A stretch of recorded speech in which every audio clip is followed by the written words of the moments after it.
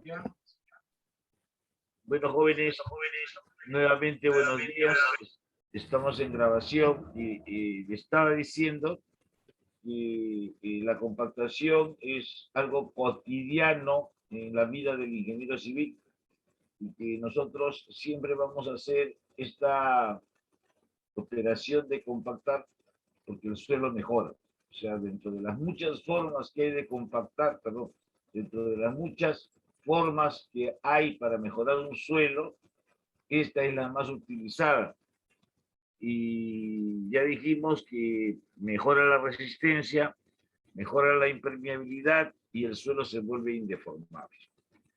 Dije yo que para tratar este capítulo ya la semana pasada habíamos visto lo que era el contenido de humedad, o también llamado contenido de agua. Y le preguntaba yo al amigo Leonardo Chávez si ya, si lo recuerda.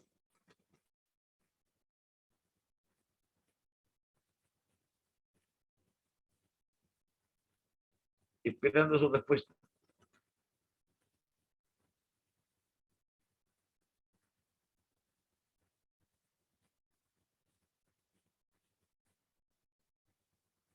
Si no va a contestar, pues entiendo que no quiere contestar, no quiere hablar.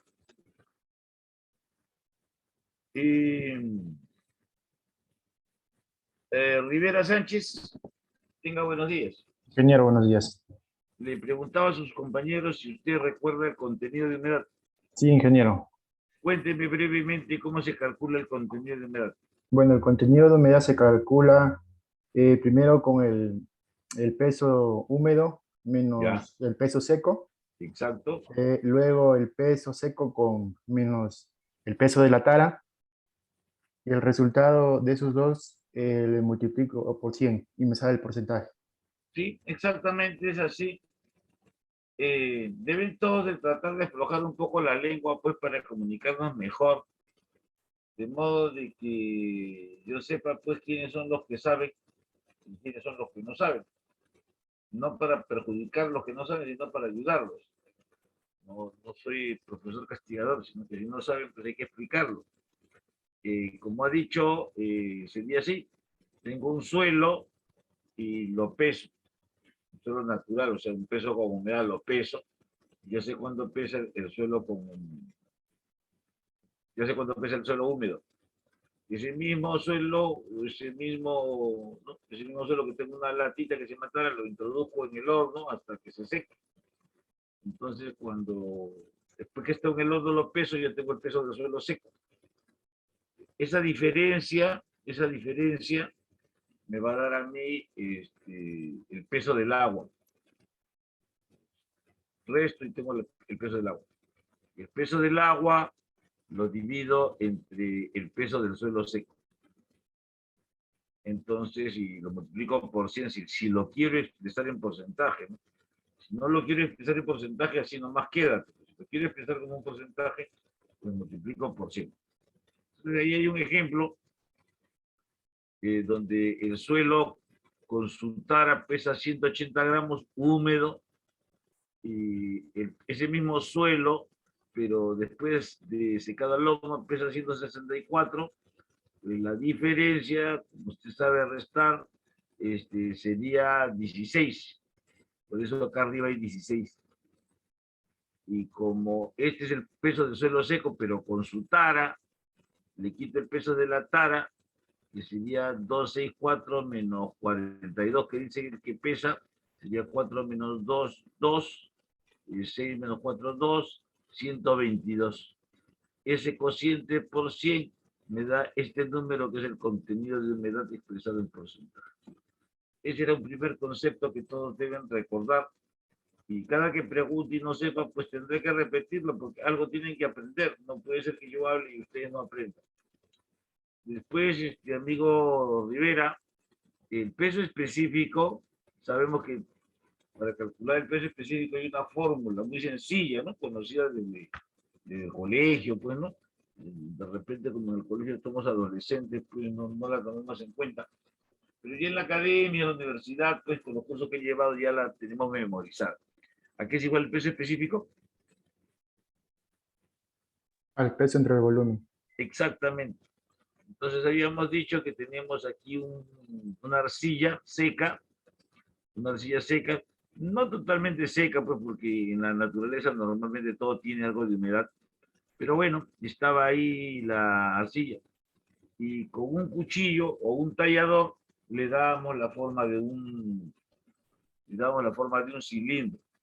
Y cuando digo esto, hay que tomar en cuenta que la arcilla es el único tipo de suelo que tiene, ¿qué cosa? Cohesión. El único suelo que tiene cohesión es la arcilla. Profesor, o sea que entre las gravas no hay cohesión, no hay, pues, en la arena tampoco hay cohesión, no hay cohesión. De repente, cuando está mojada, hay cohesión. De repente, un poquito, ¿no? No mucho tampoco, pero cuando está mojada, hay un poco de cohesión. El limo, que sería el otro caso, el último caso que nos falta, también tiene algo de cohesión cuando está húmedo, pero cuando está seco, pues no tiene. Entonces, profesor, una forma de reconocer los suelos es la que usted está hablando, porque cuando es grava, gravas son piedras, no es una palabra que se utilice mucho en mecánica de suelo, pero en el ámbito popular todos saben lo que es una piedra. Bueno, grava o piedra, no tiene cohesión, pues no están ligadas unas con otras, están sueltas, digamos así. Es fácil de reconocer una grava porque la miro, veo con mis ojos, pues y veo piedra, piedra, piedra, piedra, piedra, piedra, entonces digo, ya, ahí hay un suelo gravoso. Y cuando veo la arena, también es fácil de reconocerla, aunque ya sus granos son muy pequeños. Profesor, así intuitivamente, ¿cuál es el tamaño más chico de una grava? Bueno, el tamaño más chico de una grava, ya hemos estudiado esto, pero de todas maneras, pues conversando, hasta, hasta 5 milímetros podríamos decir que es una grava. Hasta 5 milímetros podemos decir que es una grava. Lo más pequeño, medio centímetro. Y del tamaño de mi puño, pues digamos el tamaño más grande, ¿no? Eso es grava. El tamaño de mi puño es lo más grande. Ya si pasa del tamaño de mi puño, ya estaríamos hablando de bolones y ya debemos utilizar el término roca para cosas más grandes, del tamaño de mi cabeza, del tamaño de un diámetro de 1,80 m, pues ya estamos hablando de roca, ¿no? No estamos hablando de suelo, sino estamos hablando de roca. Y bueno, la arena habíamos dicho que es fácilmente identificable por nosotros, porque bueno, primero que la conocemos desde siempre, y que sus granos son vistos a través de los ojos. O sea, yo lo puedo mirar con los ojos y veo un grano y otro grano, veo los granos, pero sé que eso no tiene cohesión, salvo cuando está mojada, que noto que un grano está pegado al otro, ¿no? De alguna manera están juntos. Y con el limo, igual el limo normalmente pues lo conocemos porque hemos estado de niños jugando con barro. Normalmente ese barro que se forma pues es un limo, y si queremos ver el tamaño del grano, pues no lo podemos ver con los ojos, es muy pequeño. Si nosotros pulverizamos cuando está seco el limo, pues parece un talco, le deja la mano de un color medio marroncito. Y, y sabemos que cuando compramos grava o arena para preparar nuestro concreto, si tomamos un poco de arena o de grava y la sobamos por nuestra mano como si quisiéramos lavarnos las manos, si es que queda algo como polvo, medio marroncito, significaría pues que no, que esa arena o esa grava tiene limo o tiene arcilla, y no sería algo bueno, no debería comprarla. Si yo tomo la arena y la sobo con mi mano, no debería dejarme nada manchado si es que si es buena, ¿no? Si es que la voy a utilizar para concreto. En el caso contrario, pues no debería comprarla, ¿no? Se dice que debo de comprar una arena limpia. Limpia significa pues que no tenga ni limo ni arcilla. Y si no hay otra alternativa más que comprarla porque nadie vende una arena limpia o una grava limpia, pues tengo que limpiarla yo, pues no la puedo utilizar directamente en el concreto. Son cosas que ustedes saben. Pero le decía que tanto el limo como la arcilla eh, tienen granos que no se pueden ver. Sin embargo, cuando yo agarro una arcilla y la humedezco y me la sobo por las manos, si tengo la sensación jabonosa, es que es arcilla. Si no tengo esa sensación, es que es limo. Entonces estábamos conversando sobre esta situación de que la grava no tiene cohesión, la arena tampoco la tiene, es algo que está un poco mojada, el limo tampoco tiene cohesión cuando está seco y cuando está mojada pues tiene algo, inclusive algo más que la arena, y la arcilla sí tiene cohesión. Los granos tienden a estar juntos, tan es así que cuando hago una excavación, permanece vertical, pues no se cae, ¿no? Hago una excavación, una zanja, si es completamente vertical y no tiene apuntalamiento, pues se ve esa arcilla porque los granos están juntos. Bueno, entonces habíamos tallado la arcilla y tenía esta forma de un cilindro y bueno, calculábamos su peso, poniéndolo en la balanza y el volumen lo calculamos geométricamente. Hacemos la división y bueno, tenemos un valor que es el peso específico. Y eso también debe ser algo conocido. Y si hay algo que le parece que es obvio, y usted ya lo sabe, yo estoy hablándolo, pues me dice, profe, ya lo sé, ¿no? Para que haya comunicación. Después, amigo Rivera, gusto de saludarlo.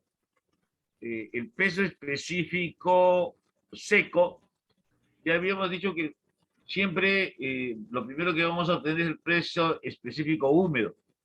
Sí, El peso específico seco se calculaba con una fórmula, no sé si la recuerda. se halla a partir del peso específico húmedo, ingeniero. Exacto. El peso específico húmedo lo divido entre 1 más el contenido de humedad sobre 100. Inclusive ahí vemos que tenemos varios ejemplos, ¿no? Acá tengo el peso específico 1, 2.4, lo divido entre 1 más el contenido de humedad, que es 13.64, entre 100 corre el punto 2 lugares, 0.1364. Y calculo y tengo el peso específico seco.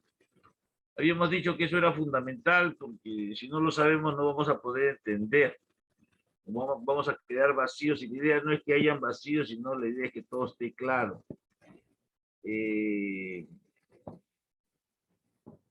Otra cosa que deben de conocer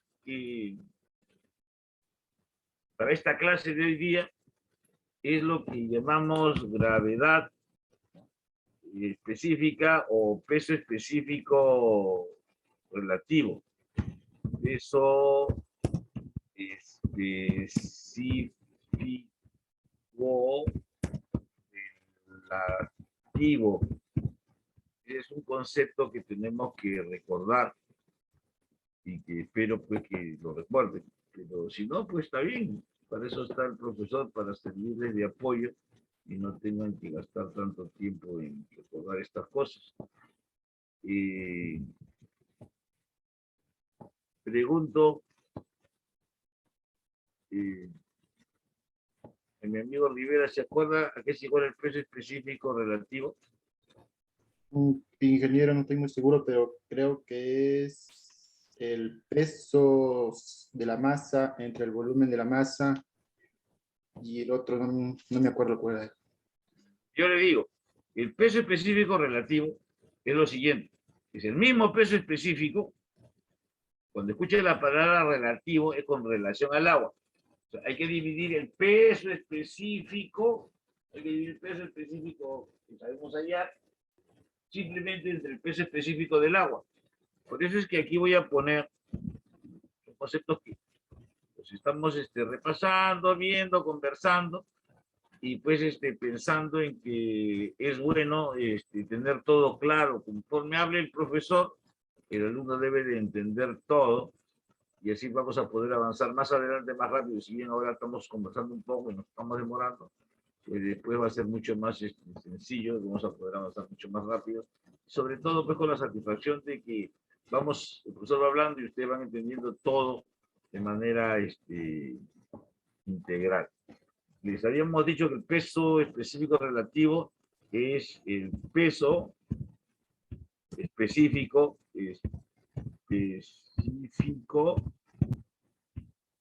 sobre el peso específico, vamos a poner del material, pues, ¿no? Que estemos hablando, entre el peso específico del agua. Ahí está, ahí lo acabo de poner.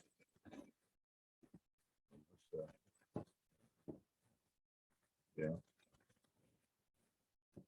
Ahí está, colorcito, ahí está.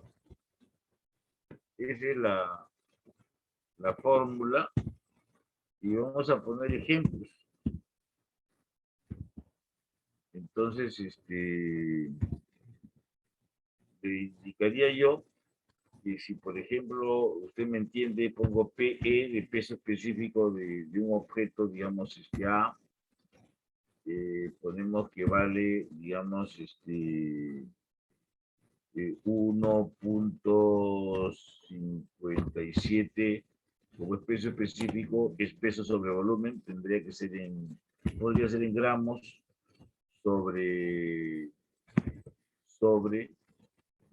volumen, entonces tendría sobre centímetros cúbicos.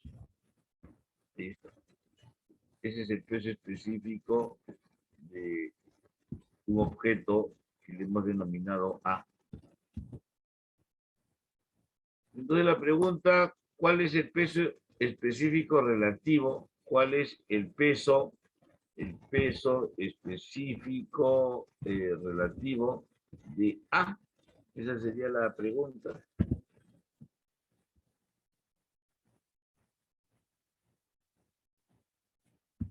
Entonces, como le he dicho, usted tendría que decir que eso es un cociente,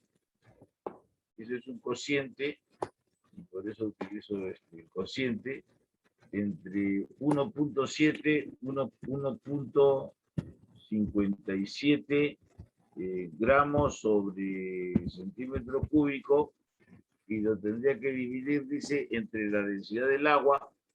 Bueno, la densidad del agua en gramos sobre centímetro cúbico, bueno, todos saben que es 1, sería entre 1 gramo sobre centímetro cúbico. Lo tendríamos así. Y como usted notará, pues gramos se va con gramos de arriba con gramos de abajo, centímetro cúbico con centímetro cúbico se van a cancelar, y va a quedar un número simplemente 1.57.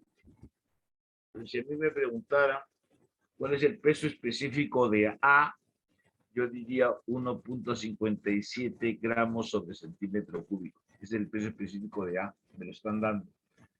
Y el peso específico relativo de ese elemento A simplemente sería el número 1.57, sin unidades.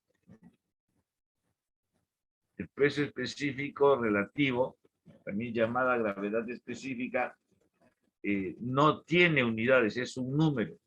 Sí, profesor, porque veo que las unidades, gramos sobre centímetro cúbico, se cancelan.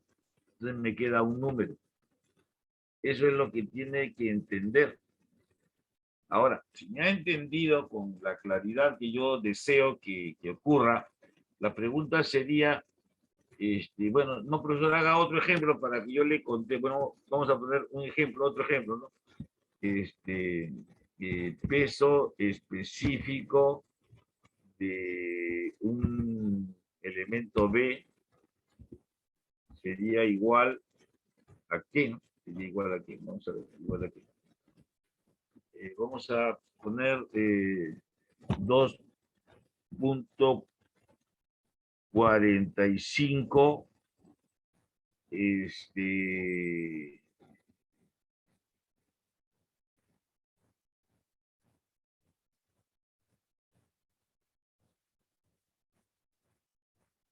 kilonewton sobre metro cúbico.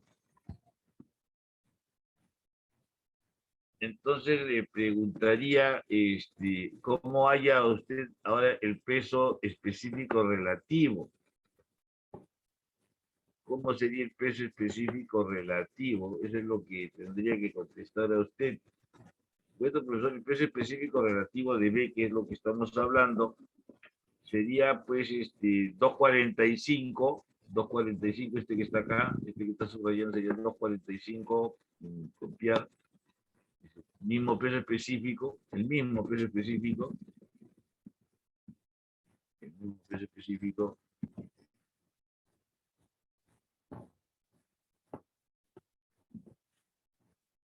donde 245, pegar, ahí está 245 igualito, pero abajo tendría que ir la densidad del agua, pero tendría que ir la densidad del agua en las unidades que correspondan. Si bien la densidad del agua es 1, pues ese es en gramos sobre centímetro cúbico. Pero hay otras equivalencias, que son las que están aquí con morado. Puedo decir que el peso específico del agua, que se representa con gamma sub W, W de water, pues de agua en inglés, y dice, pues, aquí dice al final, ¿no? Al final usted puede ver que dice 1 gramo sobre centímetro cúbico. Pero en el sistema inglés es 62.4 libras sobre pie cúbico. O en el sistema internacional, una tonelada, perdón, en toneladas sobre metro cúbico sería también 1. Pero en el sistema científico, pues, ¿no? Universal, es el kilonewton por metro cúbico, es 9.81. Entonces, ¿qué cosa pongo abajo? Alumno Rivera, quien está participando acertadamente.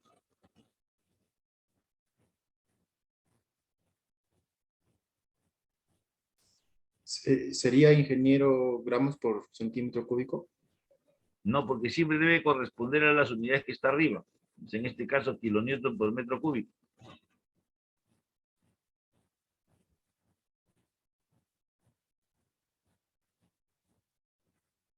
Pueden participar todos, ¿ah? Entre 9.81. Exacto, entre 9.81. Tendría que utilizar esta de aquí porque tengo que poner en las unidades correspondientes para que se vayan las unidades y quede solo un número. Entonces voy a poner ahí así. Y ahora el resultado va a ser un número, porque como usted nota, kilonewton por metro cúbico se va a ir. ¿Y cuánto va a salir, alumno Mamani Jesús? Agarra su calculadora. No, 0.24. 0.24. Sin unidades, ¿correcto o no? Sí, sí, correcto. Sin unidades. El peso específico relativo siempre está sin unidades. No tiene unidades. Siempre que hablamos de peso específico relativo no va a haber unidades.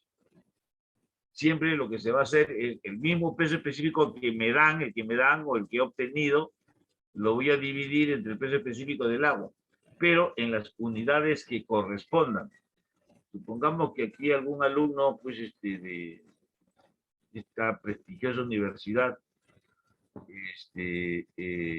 hace su posgrado, pues, en MIT, ¿no? En Estados Unidos, o de repente lo hace en Londres, que saben ustedes que en esos sitios, pues, se habla inglés. Entonces, y van a trabajar de la manera que estamos haciendo. El peso específico de C va a ser 1. Ponemos otro otro valor, pues,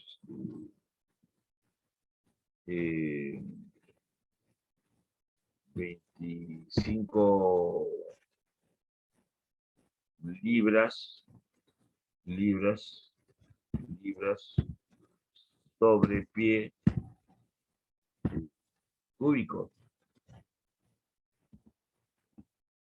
Ese es 20, hay un cuerpo, algo que estamos llamando C, que tiene un peso específico 25 libras sobre pie cúbico.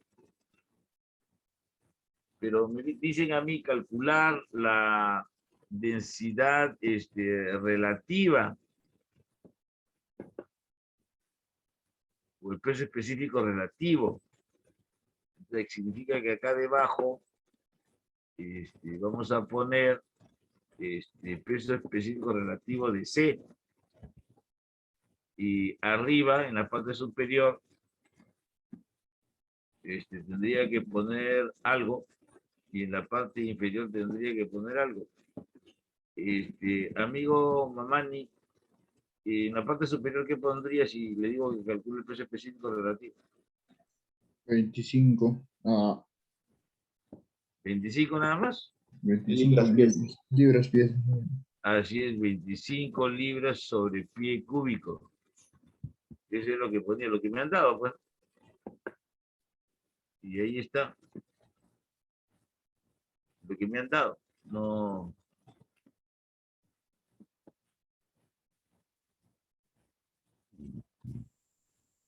Y si hay alguien que no entiende, pues tiene que hablar nada más, es todo lo que tiene que hacer. Y abajo tiene que poner el peso específico del agua. ¿Cuál es el? 60.4 libras pies. Así es, 60. Ahora tocaría poner 62.4. Copiar. Aquí. Pegar. Y voy a tener un valor. Que el peso específico relativo es 5 unidades. Es un número nada más. ¿Y cuál sería ese número? 0.40. 0.4. Bueno, esa es la forma que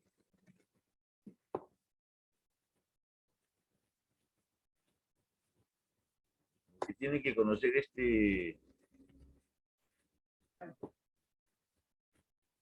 la forma en que tiene que conocer esto.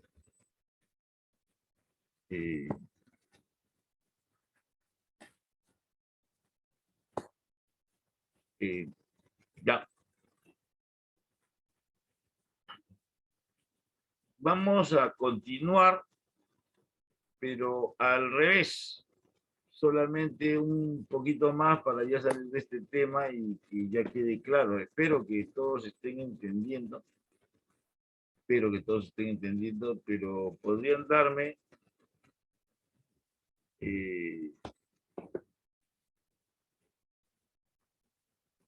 así más o menos.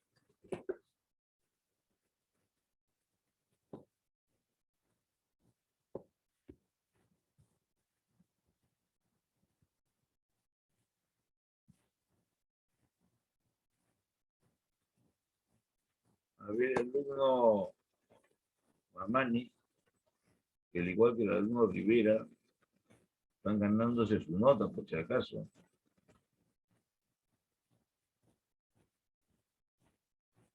Si participan, pues, de repente en algún momento digo, ya usted no de examen, pues, porque ya sé que no voy a examinar si ya me ha demostrado que sabe, que tiene interés. Ya vaya a descansar nomás. Entonces, voy a poner acá 1.8. Me dicen peso específico relativo de un cuerpo, de un material que le vamos a denominar es 1.8. Así le digo al alumno Mamani, y cualquiera puede contestar. Ni Mamani ni yo no vamos a molestar porque haya alguien que quiera participar. Entonces,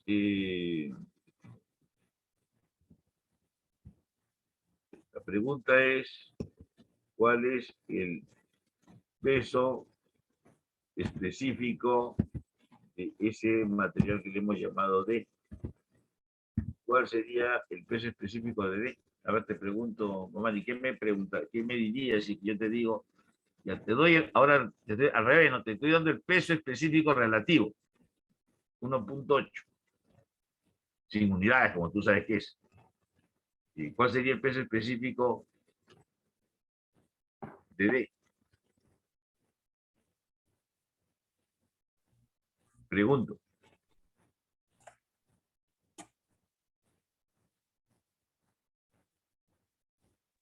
Ingeniero, sería solamente 1.8. Creo que lo que deberías preguntarme es, profesor, ¿en qué unidades lo desea? Porque el peso específico simple tiene unidades.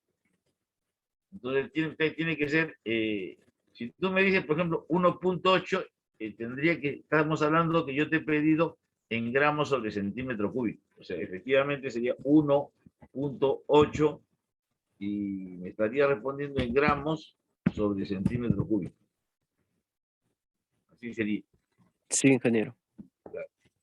Pero eso que está ahí, podríamos decir que también podríamos expresarlo. Si yo te hubiera dicho, no te olvides que el peso específico normal tiene unidades. Si yo te hubiera dicho en libras sobre pie cúbico, ¿a qué sería igual?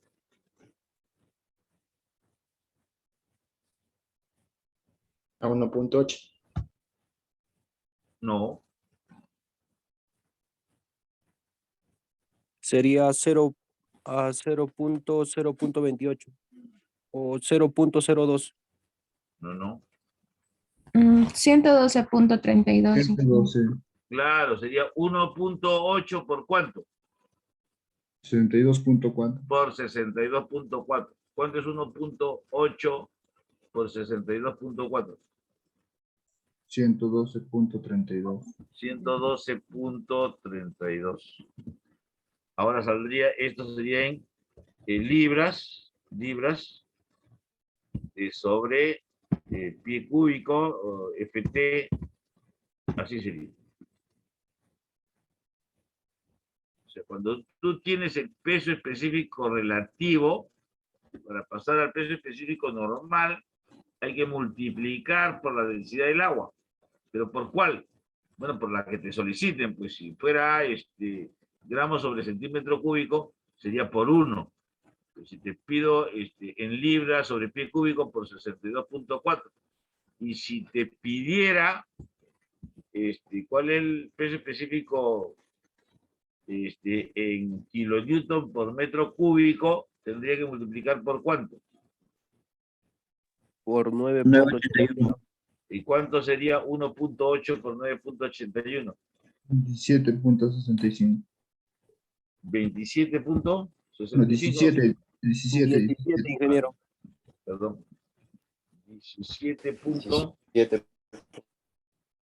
17.65. Ya, 65. Pero ahora sería en kilonewton sobre metro cúbico. No sé si eso es suficiente para que hayan recordado el concepto y pues las cosas vayan quedando claros, hay un compromiso de ustedes, profesor, voy a aprobar el curso, pero quiero aprobarlo sabiendo, usted ayúdeme y yo voy a ponerlo en mi parte, entonces todos juntos trabajamos. No podemos después tener que repetir esto, estamos tratando de que todos entiendan y por lo menos los que están asistiendo pues deben tener sin darse cuenta que eso es lo correcto. Bueno, entonces creo yo que hemos recordado peso específico relativo, que es un número, no tiene unidades. Y que a partir de ahí puedo hallar el peso específico real, normal, multiplicando por la densidad del agua. Bueno, entonces ya tenemos recordado eso. Si seguimos avanzando,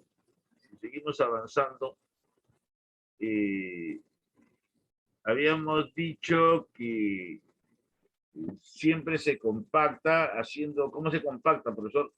encima del suelo se coloca una máquina que se llama compactadora, que normalmente por su peso, que normalmente es un rodillo, va caminando y por su propio peso pues va aplastando, por eso a veces le dicen aplanadora a esta máquina, va caminando y va aplanando, o sea, va compactando el suelo. Entonces, por eso que sigue el nombre, algunos le dicen pues aplanadora, ¿no? Otros le dicen compactadora, que sería el nombre correcto. Entonces, por energía mecánica se dice. También sabemos nosotros que este aparato, bueno, aparte de su peso, tiene otra característica, el compactador. El compactador también tiene la posibilidad de vibrar.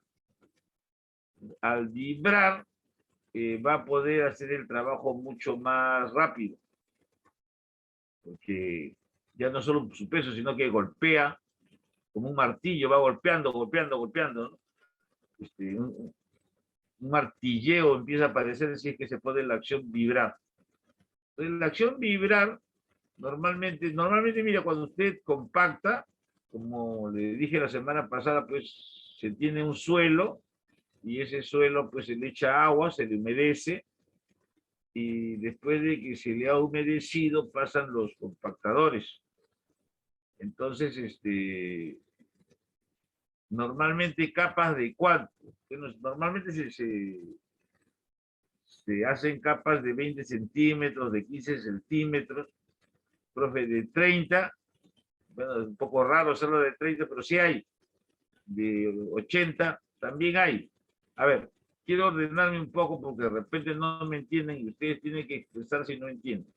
Cuando yo voy a compactar, vienen los camiones volquetes, pues, y me echan el material sobre la carretera que voy a construir, me echan el material, pues, me basan en el material. Entonces, ese material es con el que voy a formar mi terraplén, y entonces yo lo expando. No, yo no, pero una motoniveladora viene y lo expande por sobre donde va a estar la carretera. Por la ruta lo expande. Una vez que ya está expandido, más o menos son capas de 10 centímetros, de 20 centímetros, o de 30 centímetros, o de repente más. Eso va a depender del tamaño de la maquinaria que usted tenga. Si tiene una maquinaria pues liviana, va a tener que compactar pues de 10 centímetros en 10 centímetros. Si es una máquina liviana con vibrador, de repente lo va a poder hacer de capas de 20 centímetros en 20 centímetros. Si tiene una maquinaria grande o medianamente grande, va a poder compactar espesores de 30 centímetros. Y si utiliza vibrador, porque la máquina lo tiene, pues de repente de 40. Una máquina grande, poderosa, bien pesada, de repente puede compactar alturas de 40 centímetros. Ahora, si esa máquina grande tiene vibrador, de repente va a poder hacerlo en capas de 50 centímetros.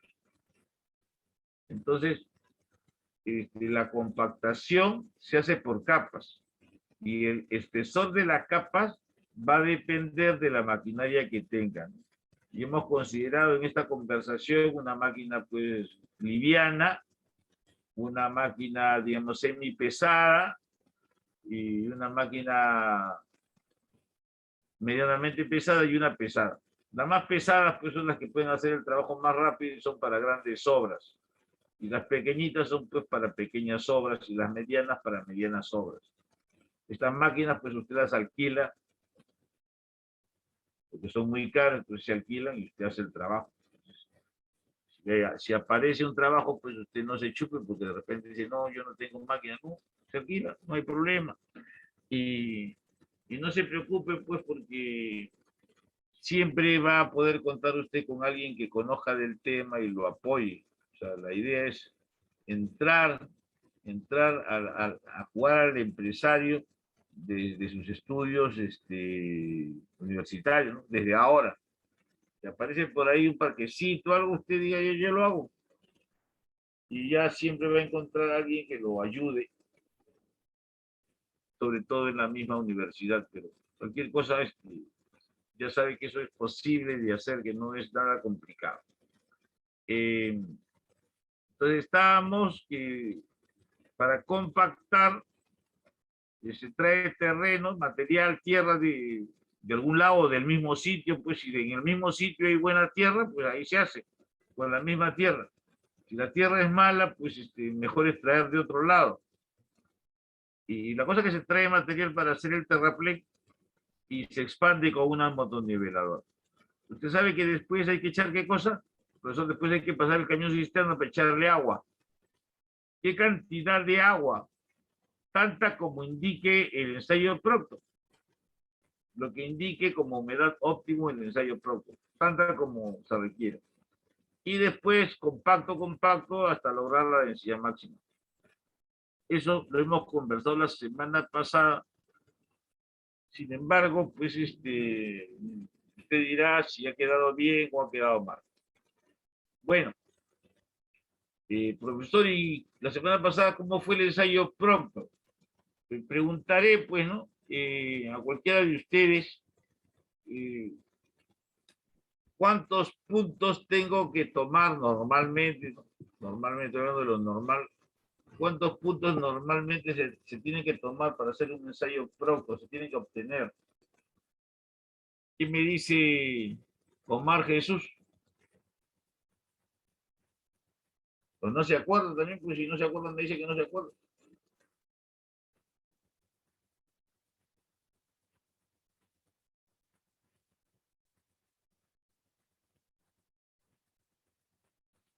Omar Jesús no está en el aula. Omar Jesús Flores.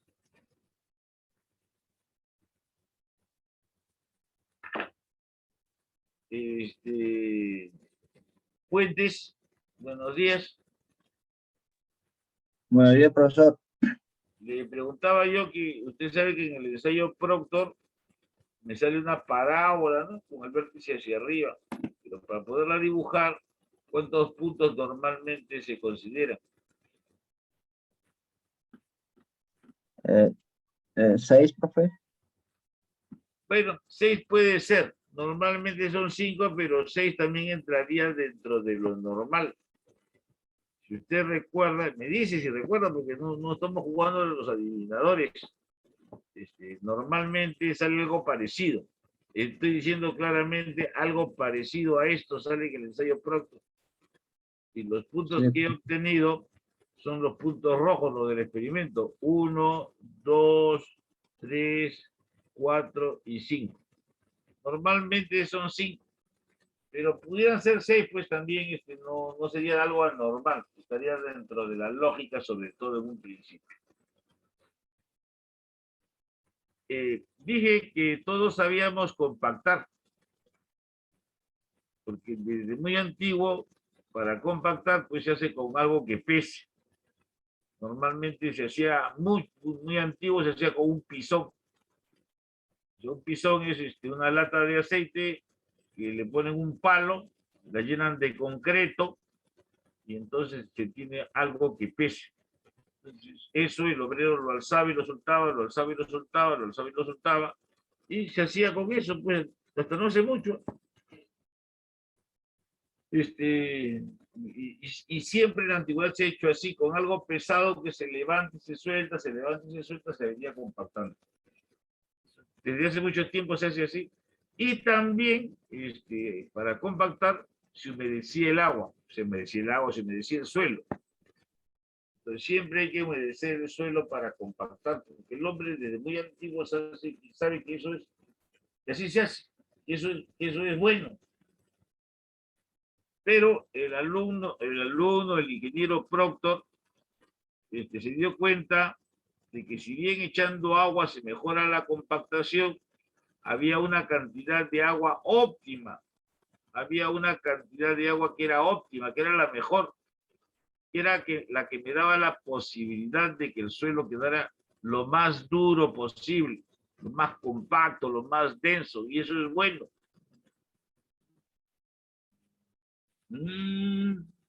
Entonces de eso se trata. Y dije, y lo haré rápidamente, se trata de que yo saque más o menos me lleve al laboratorio de la Calicata, chapo material con una lámpara y lo voy echando en un saco. Más o menos cuántos kilos, amigo Bazán Arnold. Puede contestar cualquiera.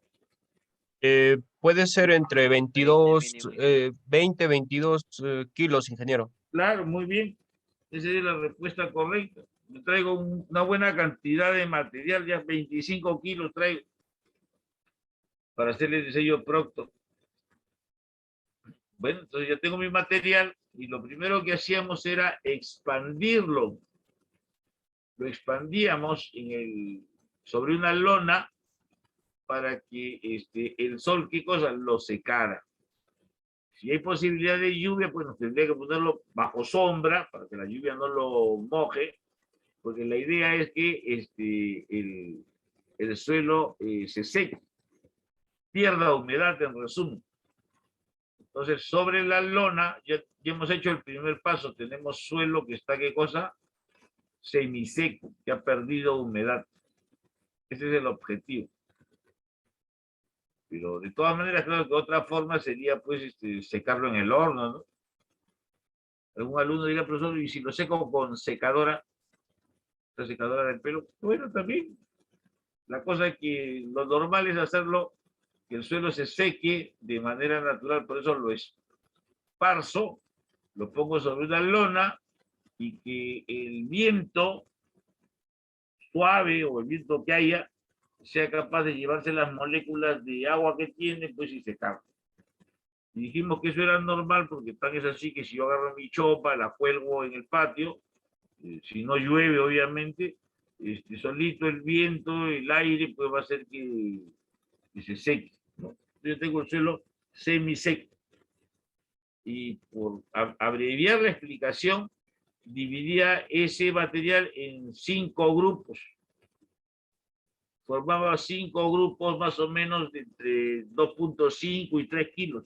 Más o menos, pues, a golpe de ojo, no hay necesidad de pesar, pero más o menos en bloques. Entonces, más o menos del material que he traído, tengo más o menos 5 grupos, 5 grupos,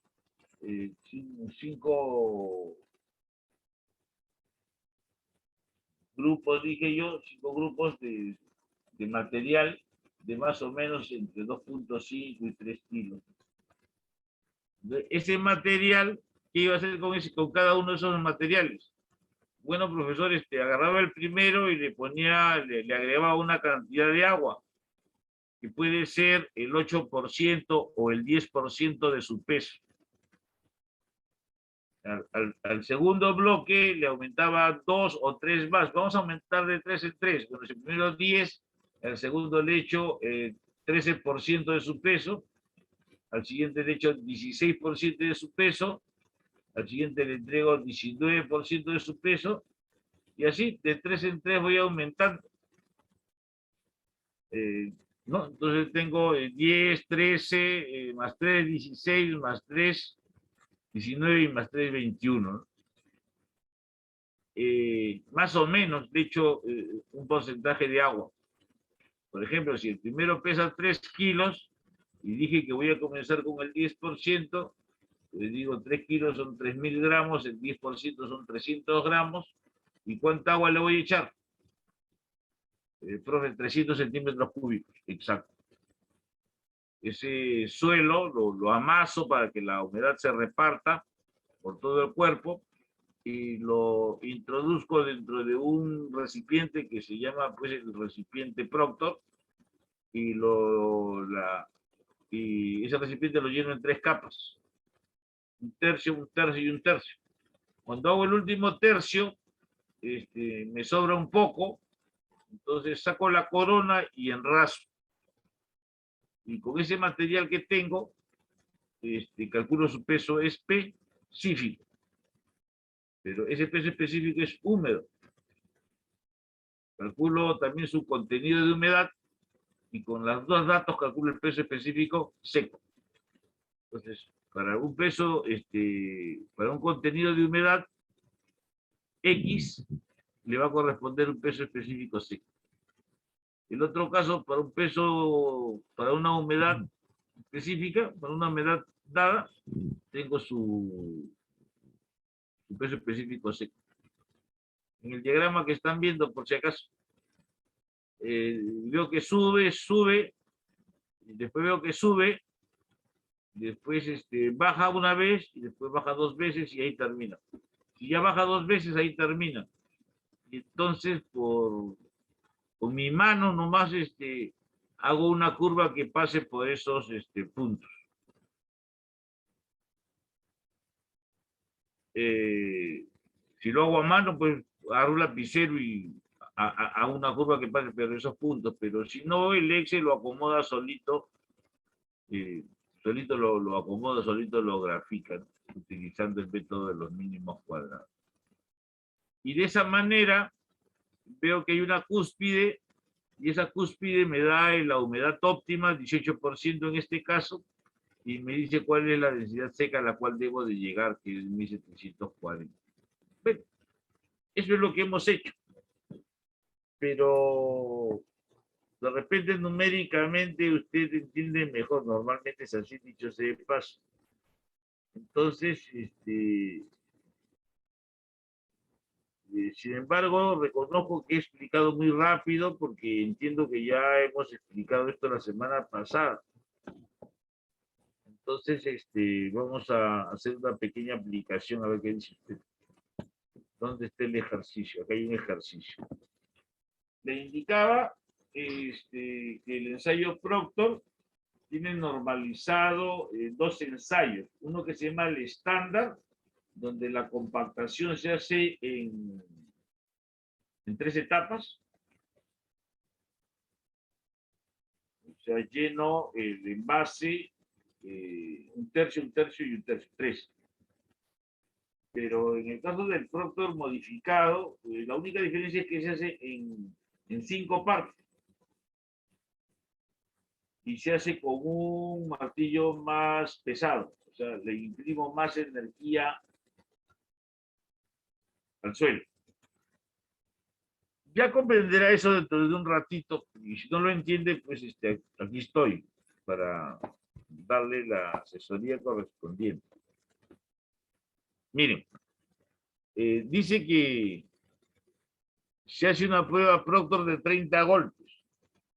Profesor, usted dijo que se daban 25 golpes nada más, tanto en el Proctor normal como en el Proctor modificado. Y acá usted dice que se dan 30 golpes. Bueno, lo normal es dar 25, pues, ¿no? Pero nadie te prohíbe a que des 30 golpes o des 40. Eso va a depender de tu decisión como ingeniero y en qué estés trabajando. Explicaremos, pero continuemos. Dice que hay una prueba Proctor donde al suelo se le da ¿cuánto? 30 golpes. O sea, no 25. Se da 30. Perfecto. Efectuada en un suelo se obtuvieron los resultados siguientes. Dibuje la curva correspondiente en un papel milimétrico, o sea, quiere que lo hagas a mano. Obtenga la humedad óptima y el peso volumétrico seco máximo. Es el objetivo del ensayo Proctor. Me preguntan a mí cuál es el objetivo del ensayo Proctor. Obtener la humedad óptima y el peso volumétrico seco máximo. O el peso específico seco máximo, no quiera decirlo. Correspondiente. Grafique la línea de 0 vacíos. No se olviden que cuando yo compacto, lo que saco del suelo, ¿qué cosa es? Aire. Compactar significa, en otras palabras, en palabras más difíciles, sacar el aire del suelo. O sea, el suelo dentro de su cuerpo tiene vacíos. Vacíos que están llenos de agua o pueden estar llenos de aire. Cuando yo compacto, los vacíos que se eliminan son los de aire. Los del agua no se pueden sacar porque sería muy difícil. Y no es necesario. Se necesita mucho más energía, mucho más fuerza, mucho más peso, un golpe inmenso, golpes inmensos. Lo único que podemos sacar con una maquinaria de compactación del suelo es el aire. Por eso muchos dicen, voy a leer usted que dice, ¿qué significa compactar? densificar al suelo. ¿Haciendo qué? Golpeando, de modo que los espacios llenos de aire se reduzcan. Entonces, ese es el concepto también que debe de tener. Y dice que la densidad relativa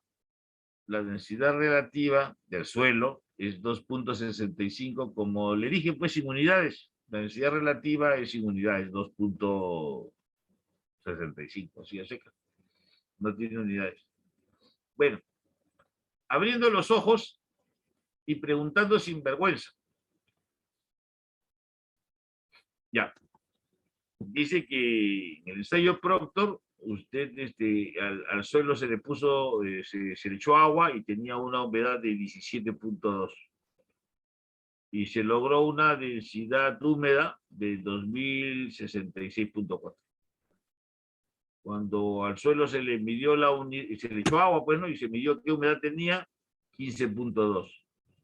Se le compactó, se le metió 30 golpes por capa, y se obtuvo un peso volumétrico de 2119.7. Y así sucesivamente. Como dije yo, al suelo se le va incrementando, en el ensayo Proctor se le va incrementando el agua, entonces el contenido de humedad va variando, ¿no? Va variando. De 7.4 a 8.8, a 10.2, a 12.2, a 15.2. Y para cada humedad hay una compactación. Para cada humedad hay una compactación. Un peso específico húmedo del suelo. Como le dije, si tengo el peso húmedo y tengo el contenido de humedad, ¿puedo calcular el peso específico seco, alumno Mamani? Disculpe, ingeniero, no lo escuché. Le digo yo, si la humedad es 17.2 en porcentaje, ¿no? La humedad. Y el peso volumétrico húmedo es 2066.4. ¿Usted cree que pueda calcularme el peso específico seco?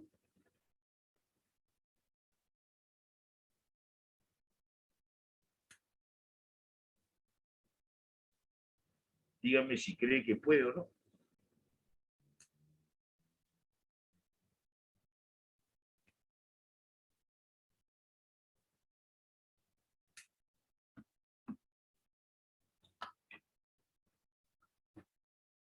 No se pierda.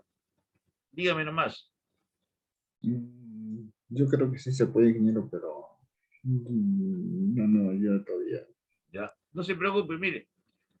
El peso específico seco es el húmedo, o sea, 2066.4. Es el húmedo. Sobre 1 más el contenido de humedad sobre 100, o sea, 17.2 sobre 100. ¿Cuánto sale? 1.76, ingeniero. 1.76, vamos a ver. Ahí está, 1.76, ahí lo está viendo con sus ojitos. El siguiente ensayo, la humedad es 15.2. La humedad. Y la densidad que se obtiene en ese caso, dándole 30 golpes por capa, sale 2119.7. ¿Cuál es el peso específico seco? Esa es la pregunta.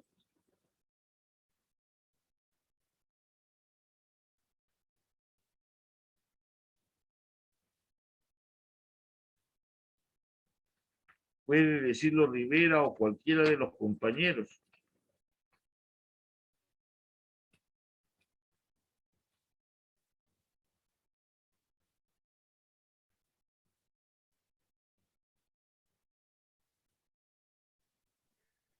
¿1.84? 1.34. A ver. 84. 0. Ahí está. 84, ingeniero. Ahí está 1.84. Aquí lo está viendo. Entonces, como le decía yo, para cada humedad, para cada contenido de humedad, para cada contenido de agua, va a aparecer un peso específico húmedo en el ensayo PROC. Y si tengo estos dos, puedo calcular el peso específico seco. Simplemente dividiendo 1092 en el último renglón, 1922.5 entre 1 más 7.4 sobre 100. Entonces, ¿cuánto sale? En el último caso, ¿cuánto sale? Cualquiera de ustedes. 1.79, ingeniero. A ver, ahí está. Me parece que sale 1079, 1790. No sé si hay un error, si están Sí, leyendo sí, mal. ingeniero, sí sale esa cantidad. Ya, Pero le estoy dictando con 2 dígitos nada más. Ya. Sale los números. Entonces, todos deben de saber, acá está la fórmula, ¿ven? El peso específico seco, por eso pone S. Normalmente se utiliza la letra D, pero bueno, acá estamos utilizando la letra S. Es el peso específico mojado, bueno, o húmedo, entre 1 más el contenido de humedad sobre 100. Aplicando eso en esta tabla que es dato, tengo esta otra. Tengo acá el contenido de humedad y tengo el peso específico seco. Entonces, se está haciendo un ensayo PROC. Entonces, a cada valor de W, no es W, realmente es omega, para cada valor de omega, o sea, del contenido de humedad, le va a corresponder un peso específico seco. O sea, que aquí un par ordenado, 2, 3, 4, 5, 6. Hay 6 puntos. Entonces, ahí está graficado. Para cada contenido de humedad, le corresponde un peso específico seco. Para cada contenido de humedad, le corresponde un peso específico seco. Entonces, usted notará que aquí, de repente, no se ve bien, pero yo veo, yo sí lo veo, pero en todo caso hay que ampliarlo.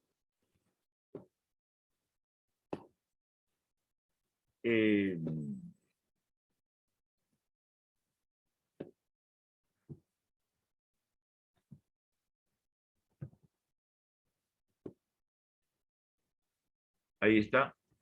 Aquí veo un punto, donde está la flechita, un punto, 2 puntos, 3 puntos, 4 puntos, 5 puntos y 6 puntos. Estos 6 puntos son los puntos del cuadro anterior. Acá. O sea, para 10, por ejemplo, para 10 exacto, le toca 1937. Para 10 que está acá, le corresponde aquí y sale 1937. Se hace esta gráfica. Entonces, cuando ya se tiene esta gráfica, digo yo, ¿dónde está el punto más alto de la gráfica? Bueno, el punto más alto de la gráfica yo lo veo aquí, más o menos en este punto. Para mí el punto más alto de la gráfica, bueno, es casi 11 o cercano a 11. Puedo decir que es 11, el punto más alto de la gráfica. El punto más alto de la gráfica, 11 en este caso, se llama la densidad óptima. El 11 se llama la densidad óptima. Y a 11, ¿qué cosa le corresponde de densidad seca? Más o menos aquí, ¿no? A golpe de ojo. Entonces, si este es 1900 y este es 2000, aquí es 1950. 1950, entonces aquí le tocará 1940, digamos. Entonces van a ver ustedes y les sale, ven, ahí está. El peso volumétrico seco máximo es de 1940, lo que estábamos leyendo, 1940. Y la humedad óptima es 11%, que también lo hemos dicho. Y no solo yo, sino un compañero de nosotros que estaba siguiendo la clase se daba cuenta que era 11 y que era 1940. Profesor, y si yo me equivoco un poquito más, si yo hubiera dicho 1945, también estaría bien. Esto no es matemática, es ingeniería. Las cosas no tienen un solo valor para que la cosa esté bien. Hay un conjunto de valores que me indican que todo está bien. O sea que el que responde en 1945 también estaba bien. Bueno, entonces, ya esto sale de los datos del ensayo propio. Entonces ya se sabe que en el terreno, en el sitio donde estamos trabajando, en la cancha, para hacer la compactación de la carretera, tenemos que colocarle al suelo una humedad del 11%. Eso lo vamos a hacer con un camión cisterna. Vamos a regar, la motoniveladora va a homogeneizar la humedad, se va a amasar, de modo que la humedad sea una sola, y esa humedad debe ser del 11%. Debo lograr eso. Y una vez que lo logre, le dije que la humedad se puede calcular con un aparato que se llama Speedy. Pasa el humedezco y mido, pues, ¿no? Con este aparato Speedy mido yo, y cuando me sale el 11% significa que ya llegué, pues, ¿no? Estoy en el ideal. Puede ser un poquito más, puede ser un poquito menos, el poquito no interesa. Bueno, y de ahí va a pasar el compactador una pasada, 2 pasadas, 3 pasadas, 4 pasadas, hasta que llegue a 1940. Cuando llega a 1940 se acabó el trabajo. Todo está bien. Hasta ahí una primera parte, que es exactamente el ejercicio que hice la semana pasada. Igualito el problema. Bueno, después, regresando, dice el problema de que trace esta curva que está acá. Esta curva, ya dije yo, que nosotros cuando compactamos, lo que hacemos es densificar, reducir el volumen del suelo. Pero esa reducción se debe ¿a qué? A la expulsión de aire. Porque el agua no va a salir, pues, con el peso que tiene una compactadora, por más grande que sea, no va a ser capaz de sacar el agua. Entonces lo que sale es aire. Pero lógicamente que tampoco sale todo el aire. Pero si pudiéramos teóricamente sacar todo el aire, la gráfica sería esta línea que está acá. Si lográramos sacar todo el aire. Pero esta es una curva teórica porque no se puede sacar todo el aire. Es imposible hacerlo. Pero, por eso digo, es teórica. Ahí mismo dice acá teórica, ¿no? Teórica. De 0 vacíos. O sea, se refiere vacíos de aire, ¿no? Porque los vacíos de agua van a estar ahí siempre. No estamos hablando en compactación de los vacíos que tienen agua. Bueno, ¿cómo se hace esa gráfica? Profesor, para hacer esa gráfica tendría que enseñarnos porque no lo sé. Bueno, muy sencillo, se aplica esta fórmula que está acá.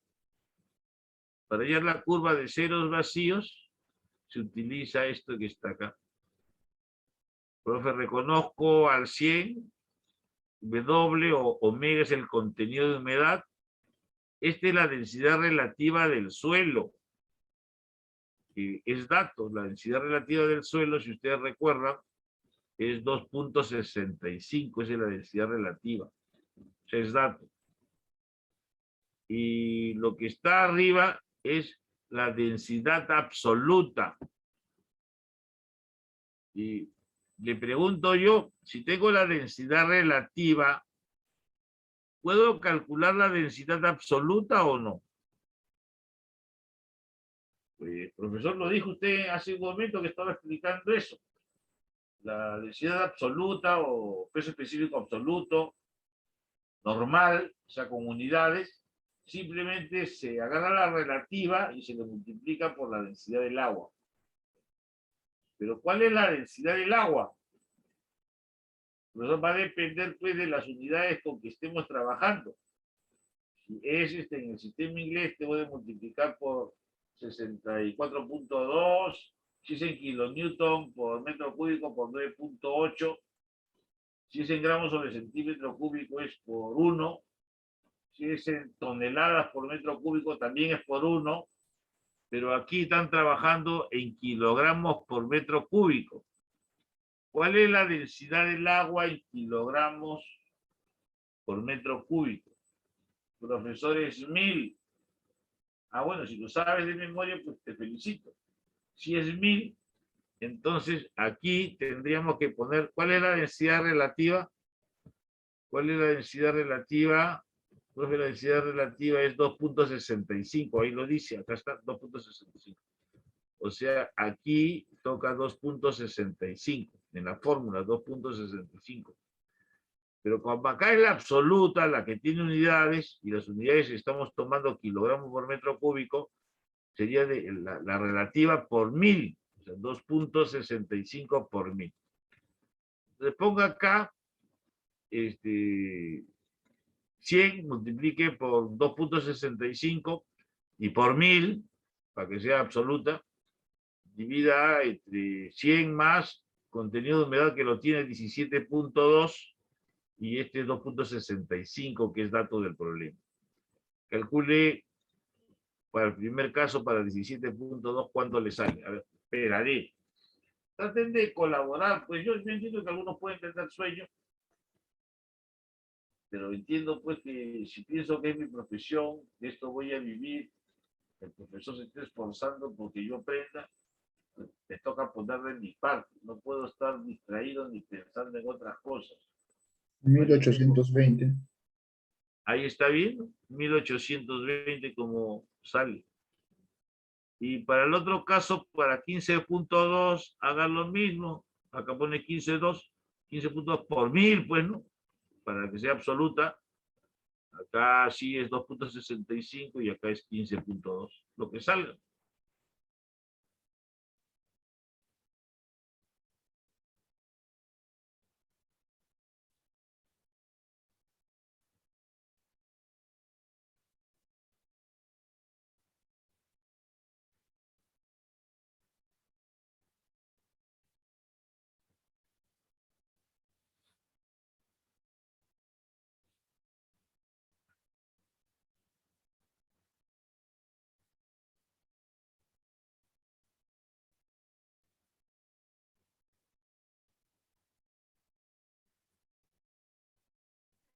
Sale igual como está, ingeniero, 1889. Bien. Entonces, así va a obtener, yo he puesto acá 1, 2, 3, 4 valores he puesto. Pero realmente podría poner 6, porque 6 puntos tenemos, ¿no? Los 6 puntos que están acá. 1, 2, 3, 4, 5, 6. Podría poner los 6. Entonces he puesto 4. Entonces ahí está 1, 2, 3 y 4. 4 valores. Entonces trazo esa línea por esos puntos y se llamaría la curva de cero vacíos. La curva teórica de cero vacíos. ¿Qué significa eso? Eso ocurriera si es que fuéramos capaces de sacar todo el aire del suelo, lo cual no se puede. Por eso es que es teórica. Entonces quedaría esta gráfica que estamos acá. Entonces, debe de ocurrir, obviamente, digo yo, debe de ocurrir que las curvas no deben de interceptarse. Como usted está viendo, esta línea va a prolongarse, pero no se va a cruzar en ningún momento con la curva parabólica. Esa es una forma de verificar que nuestro trabajo está bien hecho. Si ocurriera que esta recta tiene algún punto en común con la que está acá, significaría que nos hemos equivocado. Entonces, si ustedes son ingenieros proyectistas, van a hacer el proyecto y entonces van a poner seguramente, ¿no? Así, que se grafique no solamente la parábola, sino que se grafique la línea con cero vacíos.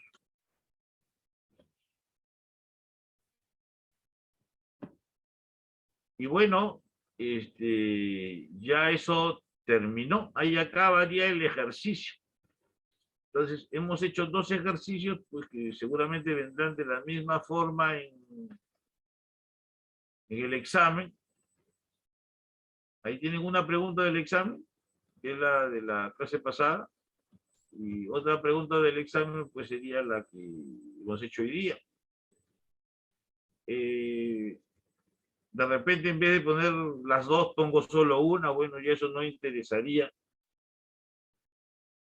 Pero no sería suficiente, pues, para ver si han entendido.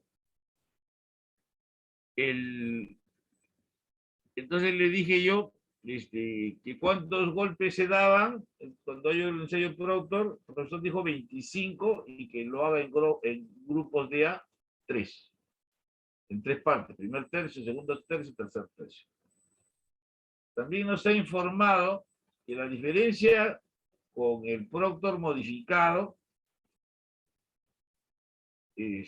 profesor, el Proctor modificado, pues es la única diferencia es que el martillo es más grande. El recipiente también es un poco más grande. Pero en resumen, porque lo que interesa es el concepto, el resumen, la diferencia está en la cantidad de energía que recibe el suelo. Si el proto recibe una energía, el proto simple tiene una energía, el proto modificado recibe mucho más energía. ¿Por qué? Porque el golpe es de algo más pesado y de más altura. Todos saben pues que la energía potencial es peso por altura, ¿no? MGH, peso por altura. Entonces, esa es la única diferencia. La energía. Puedo hacer otro con 30 golpes. O sea, me salgo del esquema y puedo hacer uno de 30 golpes. Entonces, si hago uno de 30 golpes y voy a dárselo a 3 capas, pues le estoy dando más energía. Pues si doy 30 golpes, son más golpes, entonces va a haber más energía. Entonces, la compactación pues se va a poder hacer más rápido.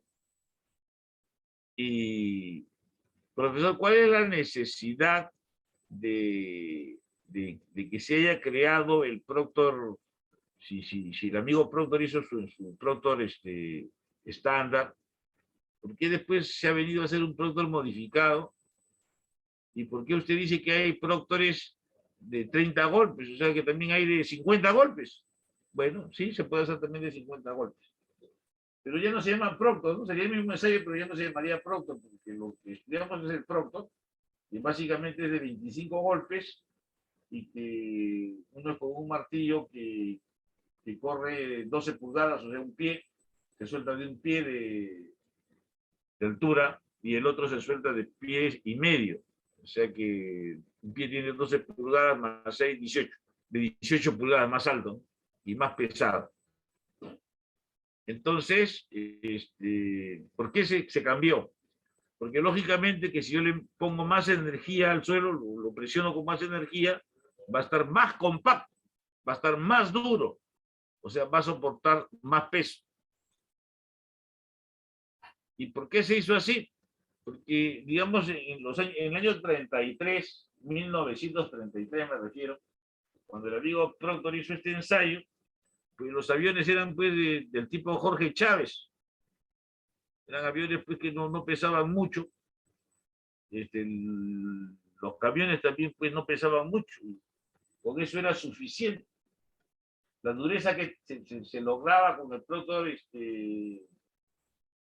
estándar o simple era suficiente. Pero ya en la Segunda Guerra Mundial, pues ya aparecieron los aviones Hércules, unos aviones pesadísimos, ¿no?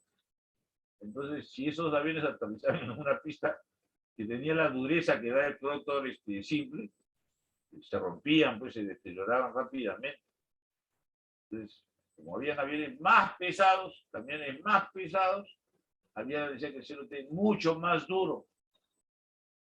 Entonces se estableció y se compactara según una modificación del estándar que se llama Proctor modificado. Entonces, le decía que Primero aprendamos a calcular el Proctor, perdón, la energía que se le entrega a un cuerpo. Para que ustedes vayan calculando, también puede ser una pregunta del examen. Dice, el Proctor, para calcular la energía, acá está la fórmula. Puede ser materia del examen. Número de golpes por capa. Profesor, 25 golpes por capa los ha contado usted. Ahí está 25. El número de capas. Profe, el número de capas, 3 capas. Eso nos ha dicho usted. En el caso del modificado, va a haber pues 5 capas, ¿se ve? Acá dice 5 capas, acá abajo 5 capas. Siempre 25 golpes, 25, 25, 3 capas, bueno, en el Proctor 5 capas en el modificado. El peso del martillo es 24.5 newton. Puede ponerlo en kilos, pues, ¿no? Pero aquí lo han puesto en newton. En el otro caso, pues, es más pesado, 44.5, ¿no? Aquí es más pesado. Con el peso del martillo, la altura del martillo, que como les dije, son un pie. Bueno, en vez de poner un pie, ha puesto en metros, 0.3048 de metro. Y bueno, el otro es más alto, pues 0.45, ¿no? Más alto. Entonces, la energía que recibe el Proctor es de 591.3. Y la energía que recibe el Proctor modificado es 2.696 kilonewton por metro, kilonewton por metro. Profe, casi, ¿cuánto? Pues 6 por 4, más o menos 4 veces, ¿no? 5 veces, porque este es casi 3, vamos a ver, casi 2.500, casi 600, poco más de 4 veces. Bueno, entonces le decía que el Proctor estándar tiene esta energía y el Proctor modificado tiene esta energía. Si hay más energía, va a estar mejor compactado. Esta energía antes era suficiente y hasta ahora es suficiente si es una calle, pues, y vamos a decir, una calle de Lunahuaná. No pasa tanto tráfico, ni tampoco hay maquinaria, camiones pesados que pasen por ahí. Entonces, es suficiente, pues, con un Proctor estándar. Pero la avenida Panamericana, o una avenida donde haya alto tránsito y vayan camiones pesados, no puede ser, pues, con el Proctor estándar.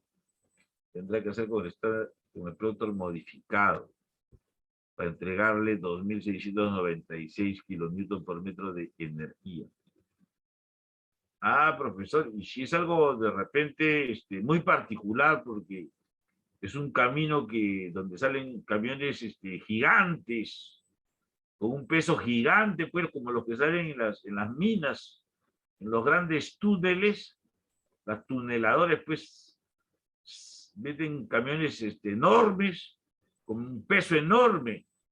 Bueno, entonces el ingeniero pues se da cuenta que si ponemos 2.696 de energía es muy poco, entonces va a decir de repente, póngale 30 golpes, hágalo en capas de 6 y póngale un martillo más grande. De repente lo dice, pues entonces crea una propia forma de hacer un camino especial. Pero si los caminos entran dentro de lo normal, lo estándar es hacerlo o con el Proctor normal o con el Proctor modificado. Nada más, siempre. Pero pueden haber situaciones especiales que me lleven a mí a hacer el mismo ensayo con más altura o con mayor número de capas o con un martillo más pesado, pues. Eso es otra cosa. Por eso es que yo acá, para que me puedan entender lo que estoy hablando, siempre viendo a ser mejor, hay una gráfica. Esta es la curva de los ceros vacíos que ya lo hemos conversado, teórica. Y acá dice, con 20 golpes por capa se hace esta curva. Con 25 golpes por capa, variando solamente las capas, pues sale esta curva. Y así para 30 golpes sale otra curva y para 50 golpes sale otra curva. En resumen, la diferencia básicamente está en la cantidad de energía que recibe el suelo. Para un mismo suelo, si yo le entrego poca energía, sale esta gráfica. Si tengo mucha energía, sale esta gráfica. Y acá tengo los intermedios. ¿Qué ocurre? Cuando el suelo recibe más energía, va a poder soportar más peso. Esto significa que el vértice de la parábola sale más arriba. Sale más arriba. Y también, ¿qué cosa sale? Más hacia la izquierda. Más hacia la izquierda. Entonces, para 25 golpes, mira, el contenido de humedad está ahí más o menos con 16.3, ¿no?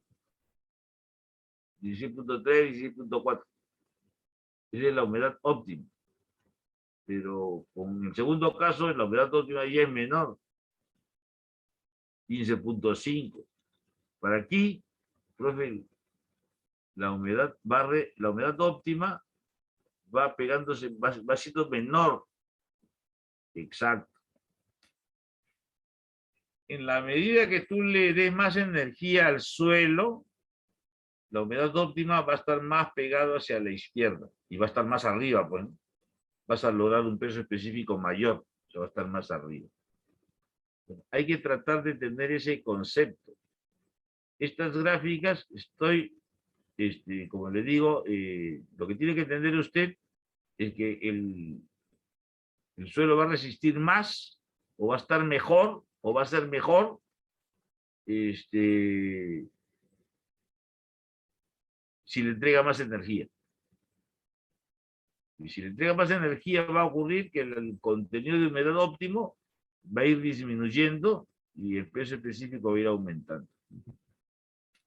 Bueno, ese es un comentario para que usted lo piense en la noche, cuando usted ya esté a punto de dormir, hace un remember de lo que hemos conversado. Y bueno, no sé si hay alguna pregunta. Estoy atento a lo que ustedes digan.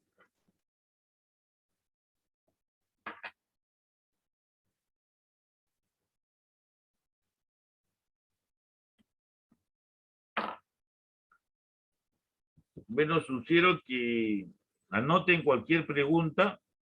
Y teníamos un delegado, o delegada, no lo recuerdo. ¿Quién es el delegado, por favor?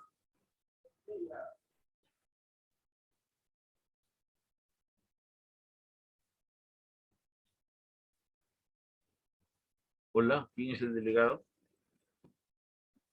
¿O no hay?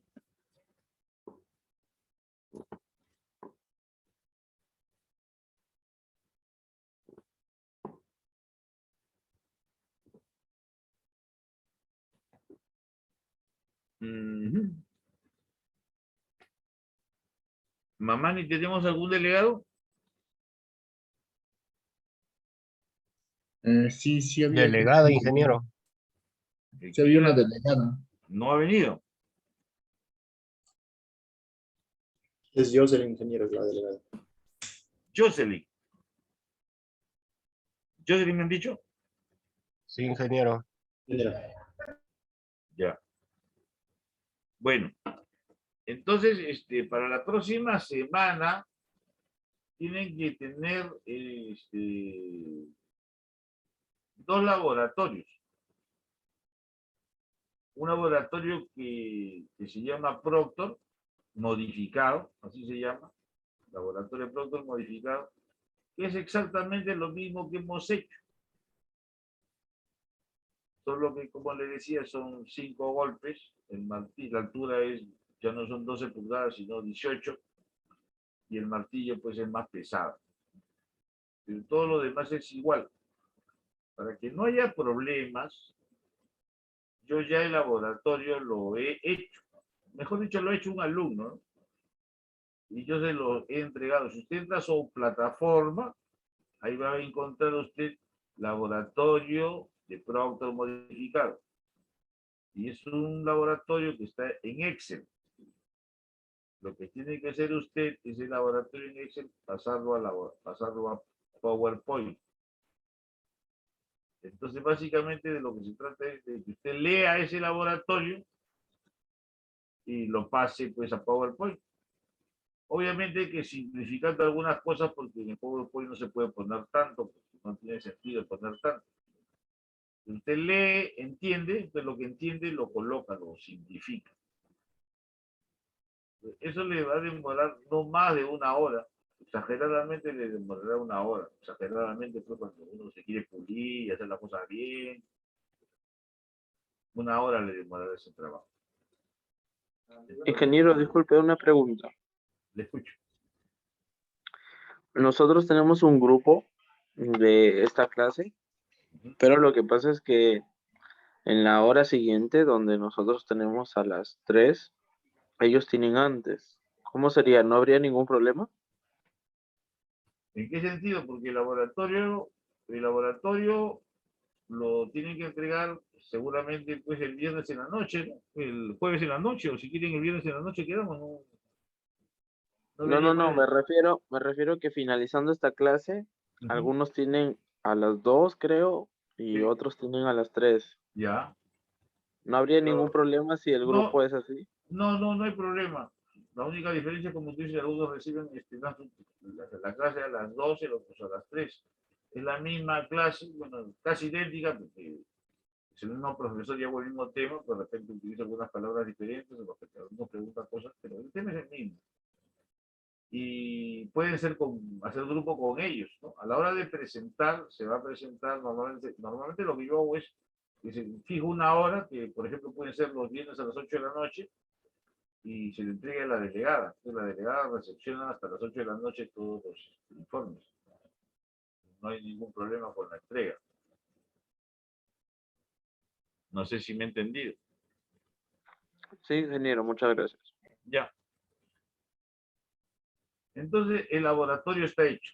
Hoy día en la tarde vamos a hacer el laboratorio número 2, que también debe estar hecho, que también está hecho, así que básicamente pues ese durará media hora pues de trabajo, 6 horas y media, ya estamos con 2 laboratorios para el presente siglo. La idea es que aprendan, o sea que ustedes tienen que hacerlo pues, si bien es en grupo, he dicho puede ser de grupos hasta de 5, y bueno, el que quiera hacerlo individual, pues que no lo recomiendo porque no deben acostumbrarse a trabajar solo porque de repente acá en la universidad haciendo un esfuerzo, pues, entre comillas, les puede ir bien. Pero la idea es trabajar en grupo, que es lo que siempre se hace en la vida real. Entonces, sé que genera también problemas porque hay algunos que no trabajan, otros que no les interesa. Hay que guapear al compañero, ¿no? Y eso genera a veces rencillas, pero no llega problema. Hemos dicho que son grupos de 5, dentro de los grupos de 5 hay uno que se llama el principal. El principal va a poner al costado de cada nombre de los que participan, va a poner una letra A, si han trabajado bien, y así pues hasta la E. Si es uno que no ha hecho nada, pues tendrá E. Y el que ha trabajado bastante, pues tendrá A. Si está a media caña, pues tendrá C. Sí, aló, entiendo. Profesor, disculpe, a ver si le entendió bien, los laboratorios es para la próxima semana, ¿no? Exactamente. La entrega de los laboratorios. Ya, y la entrega va a ser en PPTs o PDF, dijo. En PPT es todo. Ya, ok, en PPT todo. O sea, el Excel que trabajamos lo pasamos todo a PPT y se lo entregamos uno solo. Todo lo que hagan ustedes tienen que hacerlo, presentarlo en PPT. Como le digo Ya, y yo, el la laboratorio presentación del ya está trabajo, puesto, el laboratorio ya lo he hecho yo sí. en Word. La presentación del trabajo lo hace solamente el encargado del grupo o todos individualmente. Bueno, y eso es cómo se repartan el trabajo. Pero se supondría que como el último es el principal y es el que tiene que poner si han trabajado o no, pues se suponía que él tendría que hacer la carátula, ¿no? Él tendría que hacer la carátula, poner participantes A, B, ¿no? Participantes 1, 2, 3, hasta 5, y a cada uno le va a poner una letra donde A significa lo mejor y E significa pues lo peor. y bueno, hay intermedios, ¿no? Que eso lo va a poner el principal. Como principal puede poner la nota que, que corresponda pues a lo que han trabajado.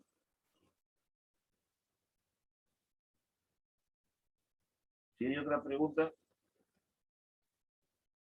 Eso sería todo, ingeniero. ya. Y entonces el otro laboratorio, el otro laboratorio lo vamos a hacer más tarde, pues en la hora que corresponda, y que de repente lo vamos a comenzar ahora porque creo que todavía tenemos algún tiempo, porque creo que las clases son hasta las 11, si no me equivoco.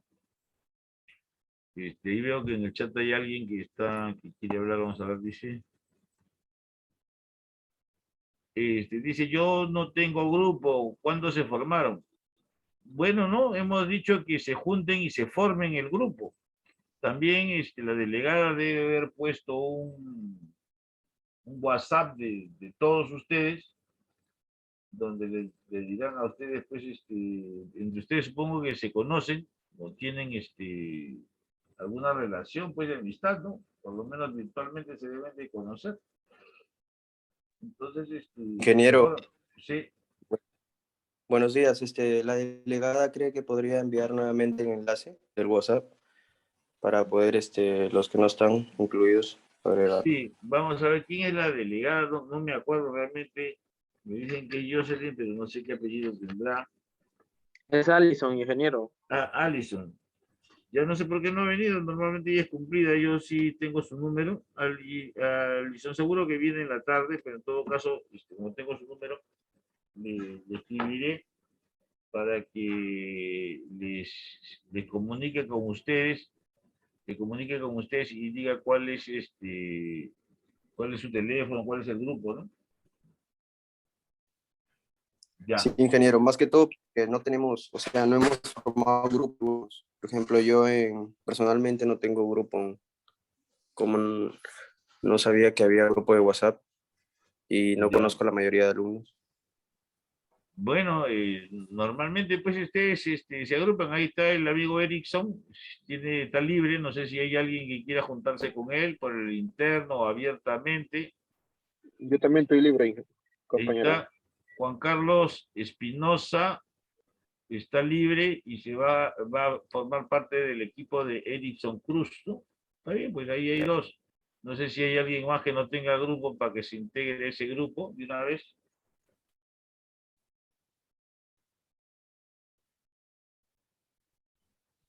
Bueno, se van formando los grupos, no sé,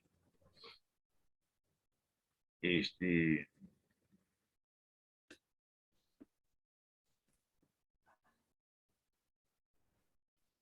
bueno, ya Alison los juntará. No sé si quieren preguntar algo más.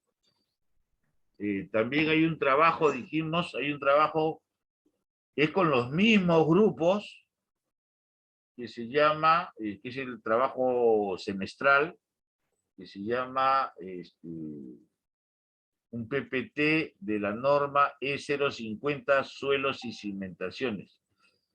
Todos ustedes tienen que tener por lo menos pues una idea general de la norma que rige nuestro curso, la norma legal, ¿no? Que está en el Reglamento Nacional de Edificación. El Reglamento Nacional de Edificaciones tiene una norma E050 que se llama suelos y cimentaciones, y entonces todo ese capítulo que corresponde a este curso, pues ustedes tienen que hacer un resumen en PPT y con los mismos grupos que van a definir esta semana, y lo tienen que presentar pues la mitad en la hora del examen parcial y la otra mitad a la hora del examen final. Ese es otro trabajo que tienen, que pueden ir avanzando conforme pase el tiempo. Si hay otra pregunta para contestarla de una vez, y bueno, a continuar, pues, ¿no? Vamos a continuar, todavía tenemos por lo menos. Disculpe, ingeniero, ¿en qué consiste ese trabajo del que nos está comentando? Bueno, primero lees la norma y igual pones lo principal es lo que pones, ¿no? La síntesis que tú hagas. En internet hay bastantes de esos trabajos y los alumnos de siglos pasados seguramente que también lo tienen. Tú tratarás, puede hacer tu trabajo original, pero no significa que no veas o no te copies algo de lo que pueden haber hecho alguna otra persona. O sea, yo no te prohíbo, no digo que... Pero lo que sí, lo que presentas tienes que saberlo, ¿no? Entonces, de lo que se trata es de hacer un resumen de la norma.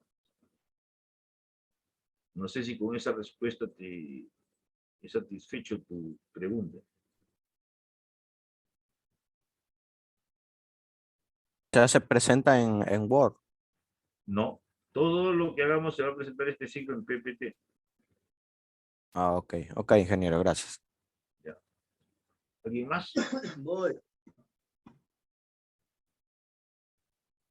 Bueno, como les dije, toca que ustedes repasen un poco lo que hemos hablado hoy día y anoten pues las preguntas que crean convenientes de cualquiera que sea su duda. Y en la hora del laboratorio, pues se supone que ustedes tienen que, o el chat, o simplemente hablando, me dicen cuál es su duda y pues yo se la trato de resolver. Normalmente siempre puedo hacer eso. Voy a hacer un resumen de lo que se hace en campo.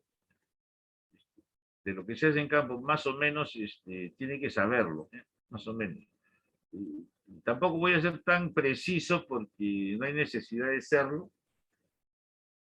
pero le indicaba que usted, si usted no lo hace, seguramente el proyectista ya lo ha hecho. Normalmente es así, que el proyectista es el que hace esto. Dice, cuando construyas el terraplén, o sea, la subbase y la base de la carretera, cuando construyas el terraplén, va a decirle el proyectista a usted que es constructor, la humedad, la humedad óptima le va a dar, y también le va a dar la máxima densidad seca. Eso es lo que va a ocurrir. O sea, le puede decir que la humedad óptima debe ser 14.5, por ejemplo, y que el peso específico debe ser 18 kilonewton por metro cúbico. Siempre que yo construyo una carretera, el expediente técnico va a darme esos parámetros. ¿Cuáles son? El peso, perdón, la humedad óptima me van a dar, a la cual debo llevar el suelo, a qué humedad óptima le debo colocar, y cuál es la densidad seca máxima que debo de lograr. ¿Eso dónde está? En el expediente técnico. Entonces yo como constructor ya sé a dónde tengo que ir. ¿Cómo se obtuvo la humedad óptima y el máximo peso específico seco? Pues alguien ha hecho el ensayo Proctor y le ha dado esos valores. Con esos valores que están en el expediente técnico, pues yo estoy trabajando en el campo. Entonces, en el campo, cada cierto trecho sobre la carretera que se va a construir, llegan los camiones volquetes y me vacían material, me van vaciando el material, cada cierto trecho me van vaciando el material, porque voy a construir el terraplén. Este material puede ser del lugar donde está la carretera, donde está el camino, o puede ser que traiga el material de alguna cantera. Cuando el material donde voy a construir no es bueno, pues si no es bueno no lo voy a utilizar, pues utilizaré un material de una cantera. Entonces, la cantera, ¿quién me dice de dónde está la cantera? El expediente técnico te va a decir, mira, vas a traer material de tal cantera. O sea, todo esto está referido a un expediente que indica lo que hay que hacer. Bueno, la cosa es que te deja el material sobre la ruta, sobre el camino, sobre la vía que vas a construir. Y entonces va a pasar normalmente la motoniveladora y va a esparcir esto. Lo va a esparcir porque a mí me lo dejan pues en camionadas. Entonces me dejan pues cerritos de 9 metros cúbicos más o menos, ¿no? Cada cierto trecho. Entonces viene la motoniveladora y los esparce. Lo esparce. Una vez que está esparcido, lo que corresponde pues es echarle agua. ¿Cuánta agua le voy a echar? Pues tanta como haya indicado el procto. Echo el agua con los camiones cisterna. ¿Y qué cosa hace la motoniveladora nuevamente? Tiene unas ruedas ahí que amasa la tierra para que esa humedad se reparta. Se reparta mejor para que esté pues todo el suelo con la misma humedad. Entonces va a haber una persona que va a calcular el contenido de humedad de ese suelo con un aparatito, va a medir la humedad del suelo y debe coincidir aproximadamente con la que indica el proctor, o sea, el expediente técnico.